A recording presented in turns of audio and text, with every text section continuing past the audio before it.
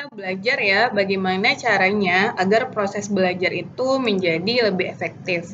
Yang pertama adalah dengan mengetahui bagaimana emosi dalam diri kita. Dalam proses belajar tentu saja otak itu berperan sangat penting ya, sehingga ketika fungsi otak berjalan optimal, tentu saja dia akan bisa menangkap informasi dengan sangat cepat. Salah satu yang berhubungan dengan keoptimalan dari fungsi belajar adalah emosi dari seorang pembelajar.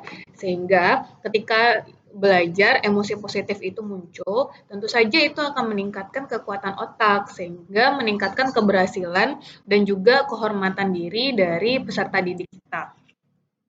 Nah, caranya agar belajar itu bermanfaat, kita harus ciptakan minat dalam diri kita dengan cara bertanya, gunakan tema apa manfaat bagiku. Dari sini kita bisa tahu nih bagaimana caranya kita belajar. Nah, masing-masing dari teman-teman pasti setidaknya sudah tahu ya gaya belajarnya masing-masing. Yang pertama, sebelum kita mempraktekkan ini ke orang lain, kita mesti temukan dulu bagaimana caranya kita belajar. Apakah kita suka mencoret-coret sesuatu ketika bicara di tembok atau di telepon, atau apakah kita merupakan tipe orang yang berbicara dengan cepat dan lebih suka melihat peta daripada mendengar penjelasan? Kalau memang tipe yang seperti ini, berarti dalam proses belajar kita adalah tipe pembelajar yang visual. Nah, kalau seandainya teman-teman merupakan individu yang suka berbicara sendiri, terus suka menyukai ceramah atau seminar daripada membaca buku, dan lebih suka berbicara daripada menulis, pada saat ini berarti teman-teman merupakan tipe pembelajar dengan gaya auditorial. Seandainya teman-teman merupakan orang yang lebih suka bergerak atau berjalan dan lebih banyak menggerakkan anggota tubuh ketika bicara dan selalu sulit untuk duduk diam dalam waktu yang lama, berarti pada fase ini teman-teman merupakan orang yang pembelajar dengan tipe kinestetik. Nah, dengan memperhatikan diri kita sendiri, seharusnya kita juga sudah tahu ya bagaimana kemampuan kita dalam belajar. Dan ketika kita mempelajari sesuatu yang baru, kira-kira berapa lama waktu yang kita butuhkan agar informasi itu bisa kita proses di otak dengan sangat baik. Ketika kita ingin belajar, tentu saja sangat penting untuk memperhatikan lingkungan di sekitar kita. Seperti yang sudah diceritakan ya, bahwa pilihlah tempat-tempat yang menurut teman-teman sendiri nyaman, dan kalau memang perlu, gunakan musik agar mampu mengiringi informasi yang masuk ke dalam otak.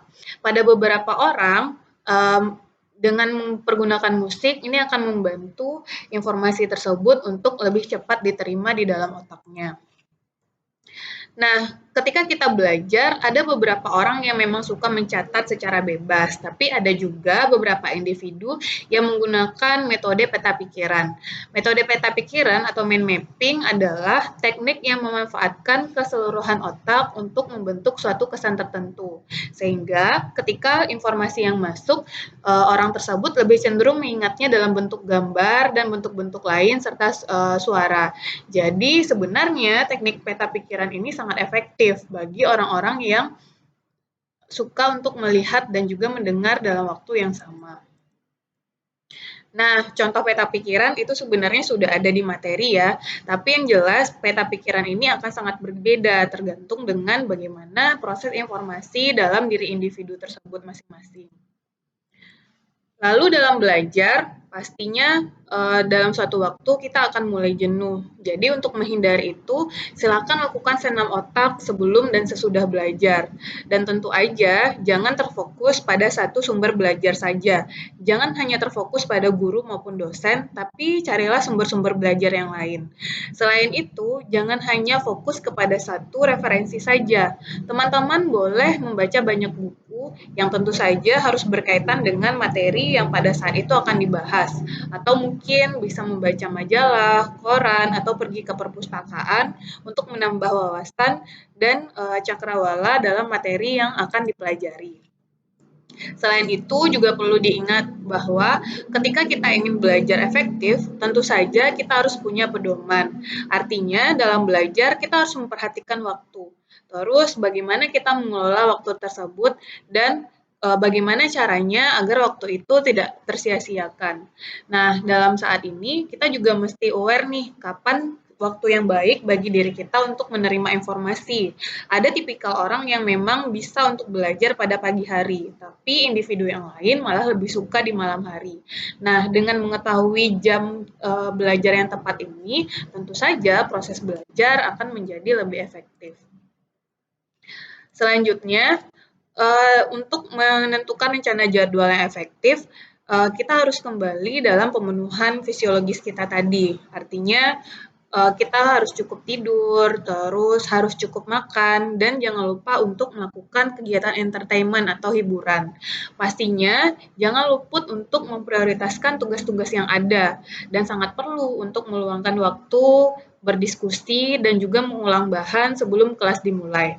Sangat penting juga untuk mengatur waktu untuk mengulang langsung bahan pelajaran setelah kelas, karena ingatan manusia itu terbatas, maka kemungkinan akan lupa mengenai informasi yang didapatkan tersebut dalam waktu 24 jam tanpa direview kembali. Nah, setidaknya dalam waktu 50 menit untuk setiap sesi belajar dijadwalkan untuk mengulang lagi pelajaran yang sebelumnya atau yang akan dipelajari. Jangan lupa pilih tempat belajar yang memang nyaman, tidak mengganggu konsentrasi teman-teman untuk belajar. Selagi kita tidak diberikan deadline, tentu kita akan semakin santai, sehingga sangat perlu bagi kita untuk memberikan deadline kepada diri kita sendiri. Wajib diberikan jadwal kepada diri kita, kapan sebaik mungkin untuk belajar, baik itu pagi, siang, ataupun sore hari. Dan jangan lupa untuk secara rutin mereview bahan-bahan pelajaran secara mingguan. Dan jangan sampai diperbudak oleh jadwal sendiri. Artinya, walaupun kita fokus belajar, jangan lupakan juga kebutuhan kehidupan kita yang lainnya. Nah, agar kita tahu bagaimana cara belajar yang efektif, harusnya kita harus tahu dulu bagaimana kesukaan kita dan gaya belajar kita. Apakah teman-teman suka membaca, bercerita, ataupun menghafal, atau lebih suka belajar secara berkelompok atau belajar sendiri. Teman-teman sendiri butuh waktu yang banyak atau sedikit dalam belajar, atau mungkin perlu membaca sumber lain selain buku pelajaran yang ada, serta tentukan atau temukan kebiasaan-kebiasaan belajar lainnya yang mungkin dapat membantu kita dalam mencapai kesuksesan. Nah, mulai dari sekarang kita mesti tahu dulu apa target belajar kita, bagaimana gaya belajar, dan suasana belajar yang kita sukai, agar belajar yang efektif dan efisien itu bisa dapat kita capai dan proses pembelajaran bisa dilakukan dengan baik.